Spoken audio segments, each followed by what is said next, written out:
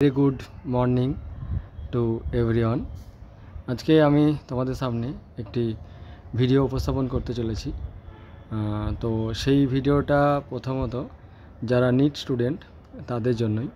তো তোমরা জানো যে নিটের ক্ষেত্রে অ্যামাইনো অ্যাসিড এবং প্রোটিন একটা টপিক আছে। তো সেখানে যেটা জানা উচিত যে প্রথমত কনসেপ্টটা তো থাকা দরকার, তার পাশাপাশি নিটে যেন এমনভাবে পড়তে হবে যে নিটের যে কনসেপ্ট বেস কোশ্চেন সেটা যেন তোমরা পারো। তো যাই হোক, আমার মেন টার্গেট এখানে অ্যামাইনো অ্যাসিড এবং প্রোটিন পড়ানো।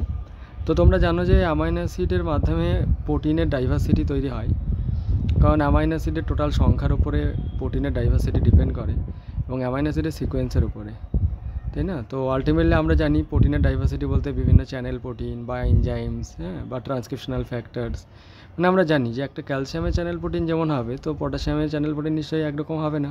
তো এই যে চ্যানেলের যে ডাইভার্সিটি বা রিসেপ্টরের যে ডাইভার্সিটি, এই ডাইভার্সিটিগুলো কমপ্লিটলি ডিপেন্ড করছে অ্যামাইনো অ্যাসিডের টোটাল নাম্বার এবং সিকোয়েন্সের উপরে। তা আমাদের সেই প্রোটিনের ডাইভার্সিটি জানতে গেলে প্রথম যেটা জানা উচিত সেটা হচ্ছে অ্যামাইনো অ্যাসিড। তো অ্যামাইনো অ্যাসিডের জেনারেল ফর্মুলা আমার এখানে ড্র করা আছে। অ্যামাইনো অ্যাসিড হতে গেলে যেটা দরকার সেটা হচ্ছে একটা মিনিমাম অ্যাসিমেট্রিক কার্বন দরকার। অ্যাসিমেট্রিক কার্বন মানে হচ্ছে যার চারটে ভ্যালেন্সি, চারটে ডিফারেন্ট গ্রুপ দ্বারা অ্যাটাচ থাকবে। যেমন এখানে দেখো, এটা একটা ভ্যালেন্সি, এটা একটা ভ্যালেন্সি, এটা একটা ভ্যালেন্সি, এটা একটা ভ্যালেন্সি, মানে চারটেই ডিফারেন্ট। তো আমি বলতে পারি যে এই কার্বনটা অ্যাসিমেট্রিক। তো এই যে অ্যাসিমেট্রিক কার্বনটা আমরা দেখতে পাচ্ছি, তাহলে এই অ্যাসিমেট্রিক কার্বন থাকার পাশাপাশি এখানে আমরা দেখতে পাচ্ছি NH2 আছে এবং এখানে COOH আছে।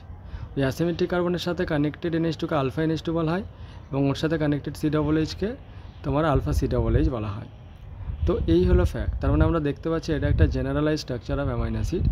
তো সেখানে আমরা এটাও বুঝতে পারছি যে জেনারেলাইজ স্ট্রাকচার অফ অ্যামাইনো অ্যাসিডে এই ভ্যারিয়েবল গ্রুপের মধ্যে আমরা যা খুশি অ্যাটাচ করে অ্যামাইনো অ্যাসিডের ডাইভার্সিটি আনতে পারি। তো ক্লিয়ারলি এখানে লেখা আছে যে এটাই হচ্ছে অ্যামাইনো অ্যাসিড। কিন্তু অ্যামাইনো অ্যাসিডের না দুটো ফর্ম হয়, একটা হচ্ছে ডি ফর্ম, একটা এল ফর্ম।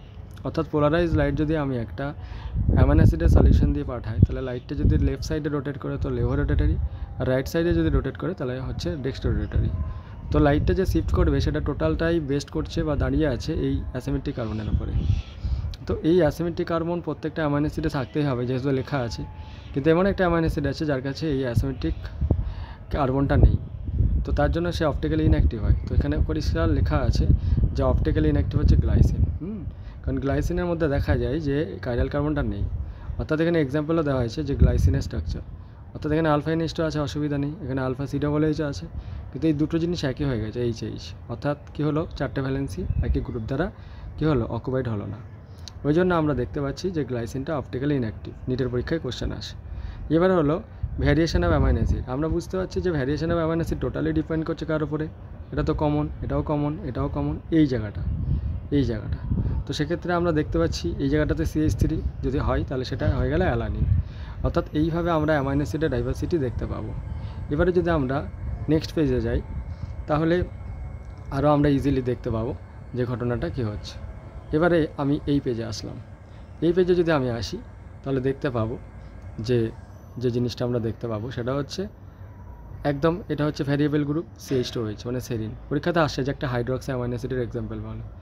এই জায়গাটা আমরা দেখতে পাচ্ছি ভ্যারিয়েবল গ্রুপ সালফার আছে, সিস্টেইন অর্থাৎ একটা সালফার কন্টেনিং অ্যামাইনো অ্যাসিড। এবং সালফার কন্টেনিং অ্যামাইনো অ্যাসিডটা পেপটাইডে বা প্রোটিনে থাকা জরুরি, কারণ যখন দেখা যায় যে একাধিক পেপটাইড নিজেদের মধ্যে কানেক্টেড হয় তখন ডাইসালফাইড ব্রিজ দিয়ে কানেক্টেড হয়। তো বেসিক্যালি এই সিস্টিন হচ্ছে মাল্টিমারি প্রোটিনের ক্ষেত্রে তো সিস্টিন এনরিচ তোমার প্রোটিন থাকতেই হবে। আরেকটা আমরা দেখতে পাচ্ছি একটা অ্যাসিডিক অ্যামাইনো অ্যাসিড, অর্থাৎ এটা হচ্ছে ব্রাঞ্চ। অর্থাৎ এখানে দেখতে পাচ্ছি একটা অ্যাডিশনাল অ্যাসিড গ্রুপ আছে, এটা তো আছে, তার পাশাপাশি এটা, তো এটাকে অ্যাসপারেটিক অ্যাসিড বলা হচ্ছে। এবং এটার কমন নাম হচ্ছে মনো অ্যামাইনো, মানে একটা অ্যামাইনো গ্রুপ আছে আর দুটো কার্বক্সিলিক গ্রুপ, তাই জন্য এটাকে বলা হয় mono amino dicarboxylic acid. As well as glutamic acid, এখানে আমরা দেখতে পাচ্ছি একটা জেনারেল মানে ভ্যারিয়েবল গ্রুপ CH2COOH। অর্থাৎ এখানেও দেখতে পাচ্ছি এটা কিন্তু mono amino dicarboxylic acid, glutamic acid. As well as আমরা একটা অ্যারোমেটিক অ্যামাইনো অ্যাসিড দেখতে পাচ্ছি, এটা হচ্ছে কমন আলফা NH2, এটা আলফা COOH, এই জায়গাটা ব্রাঞ্চ। অর্থাৎ এই স্ট্রাকচারটা যদি আমরা দেখি তাহলে এটা আমরা দেখতে পাচ্ছি, এখানে লেখা হয়নি, এটা হচ্ছে টাইরোসিন। এবং টাইরোসিন খুব ইম্পর্টেন্ট একটা অ্যামাইনো অ্যাসিড, যেখান থেকে T3 T4 অ্যাডিনালিন, ডোপামিন এগুলো তৈরি হয়। আরেকটা আমরা দেখতে পাচ্ছি অ্যারোমেটিক অ্যামাইনো অ্যাসিড, কিন্তু এখানে আমরা যেটা দেখতে পাচ্ছি এইটা হচ্ছে ব্রাঞ্চ। অর্থাৎ এই ব্রাঞ্চটা হচ্ছে ফিনাইল অ্যালানিন, অর্থাৎ ফিনাইল অ্যালানিনের ব্রাঞ্চ। এইভাবে যদি আমরা এগোতে থাকি আলটিমেটলি অ্যামাইনো অ্যাসিডে আমরা ডাইভার্সিটিগুলো দেখতে পাবো। এবং এই ডাইভার্সিটি অফ অ্যামাইনো অ্যাসিডগুলো আমাদের বিভিন্ন রকম প্রোটিন তৈরি করছে। এবারে একটা জিনিস দেখানো আছে যে অ্যামাইনো অ্যাসিড কিন্তু একটা চার্জ ক্যারি করে, সেটা পিএইচ ডিপেন্ডেন্ট। তো একটা আমি এঁকেছি এখানে একটা অ্যামাইনো অ্যাসিডের স্ট্রাকচার, যেখানে আমরা দেখতে পাচ্ছি অ্যামাইনো অ্যাসিডের চার্জ হচ্ছে +1। কেন? কারণ এন সিরিজে একটা প্লাস আছে আর বাকি তো নেই, তো চার্জ +1। এটা নির্দিষ্ট একটা পিএইচে। কিন্তু এমন একটা পিএইচ থাকবে যে পিএইচে অ্যামাইনো অ্যাসিড কী করবে, তার নেট চার্জ 0 হয়ে যাবে। যে পিএইচে নেট চার্জ 0 হবে তাকে আইসোইলেকট্রিক পিএইচ বলা হয়। আর নেট চার্জ 0 হয় এই জন্য যে অ্যামাইনো অ্যাসিডের মধ্যে ইকুয়াল নাম্বারের পজিটিভ আর ইকুয়াল নাম্বারের নেগেটিভ কী থাকে, আয়ন থাকে। তখন আমরা দেখতে পাচ্ছি এখানে N3 প্লাস একটা আর C=- একটা। তখন একটা নির্দিষ্ট পিএইচে কী হলো, চার্জটা 0 হয়ে গেল।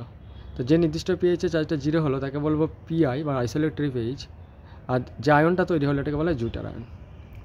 এবারে হচ্ছে হাইয়েস্ট বাফারিং, মানে আমাদের কী হয়, বাফারিং মানে হচ্ছে যে একটা সলিউশন তার পিএইচকে মেনটেন করে, রেজিস্ট করে, ওকে। মানে অ্যাডিশনাল কোনো যদি অ্যাসিড বা অ্যালকালি আমরা অ্যাড করি তারপরেও সেই সলিউশনের পিএইচটা ঠিক থাকবে। তো বেসিক্যালি সেই পাওয়ারফুল একটা বাফার হচ্ছে হিস্টিডিন, অর্থাৎ এটা হিমোগ্লোবিনে প্রচুর পরিমাণে থাকে, ওই জন্য হিমোগ্লোবিন নিজে একটা বাফার হিসাবে কাজ করে। তাহলে ব্লাডের মধ্যে যে পিএইচটা থাকে সেই পিএইচটা কিন্তু অল্টার হয় না, মানে আনচেঞ্জ থাকে, যদিও বডিতে অ্যাসিড তৈরি হচ্ছে।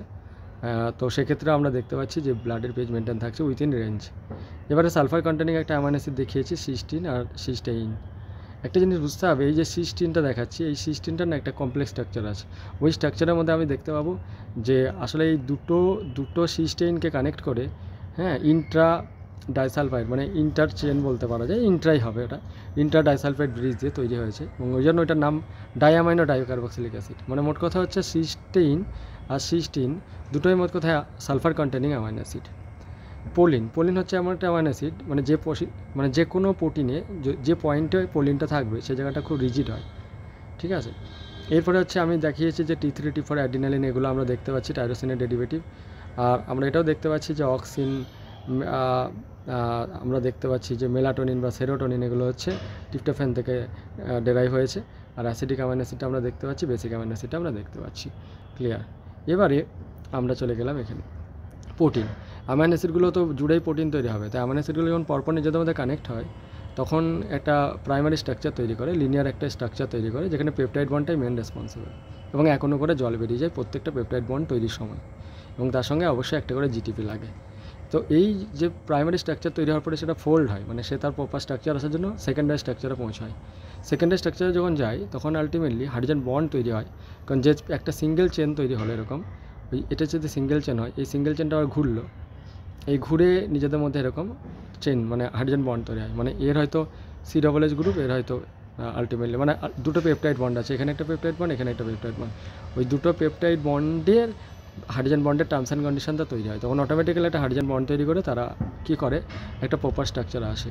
তো নর্মালি হয় আমরা দেখতে পাচ্ছি যে সেকেন্ডারি স্ট্রাকচার হচ্ছে একটু কয়েল টাইপের স্ট্রাকচার, মানে আলফা হেলিক্স হচ্ছে আমরা দেখতে পাচ্ছি যেমন একটা স্ট্রাকচার যেখানে হাইড্রোজেন বন্ডটা অ্যাডিশনালি আসবে এবং সে তার মানে নিজেকে ফোল্ড করবে, মানে ছিল লিনিয়ার স্ট্রাকচার, সে ফোল্ড করবে। তো আলফা হেলিক্স মানে হচ্ছে অবশ্যই সেটা কয়েল স্ট্রাকচার, সেখানে কয়েল স্ট্রাকচার থাকছে, এবং সেই কয়েল স্ট্রাকচারের মধ্যে হাইড্রোজেন বন্ডগুলো আলটিমেটলি প্রেজেন্স থাকছে। এরপরে যদি আমরা বিটা সিটে যাই, বিটা সিট যদি যাই তাহলে বিটা সিটে দেখা যায় স্ট্রেচ স্ট্রাকচার, মানে কয়েল নয় স্ট্রেচ, এবং সেখানে আমরা দেখতে পাবো যে inter or Intra chain hydrogen bond দেখা যায়, ঠিক আছে। এবং তারা মডারেটলি স্টেবল, মানে নর্মালি বিটা সিট স্ট্রাকচারগুলো, আর এরা প্যারালাল অ্যান্টি প্যারালাল হতে পারে, এবং তার এক্সাম্পলগুলো দেওয়া আছে 5-রোইন, বিটা ক্যারোটিন। আলফা হেলিক্সের যে স্ট্রাকচারটা আমি বললাম কয়েল, এবং সেখানে শুধু ইন্ট্রা চেন হাইড্রোজেন বন্ডই থাকবে।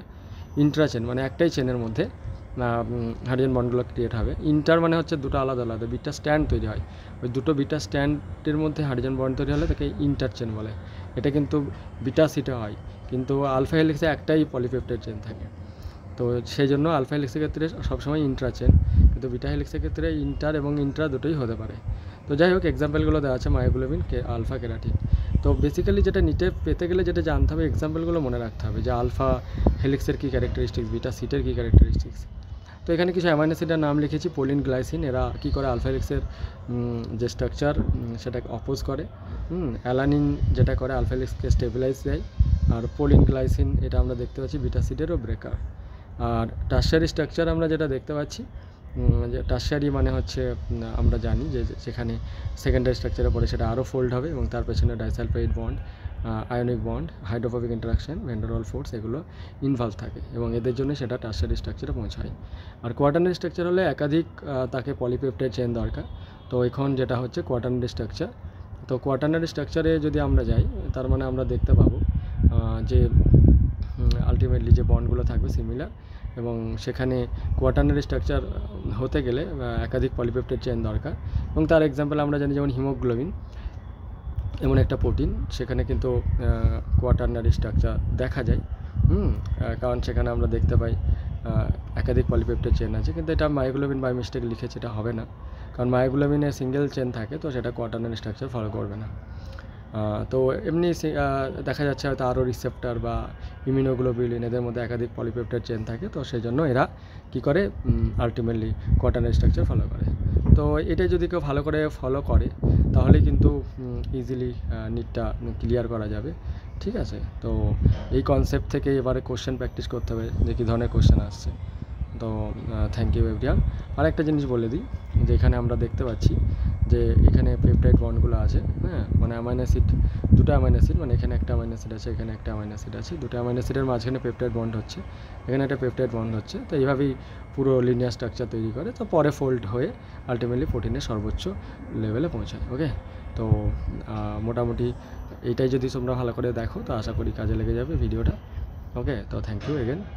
ভিডিওটা ভালো করে দেখো, কমেন্ট করো, কোনো জায়গায় ডাউট থাকলে অবশ্যই কমেন্টে জানিও। ওকে।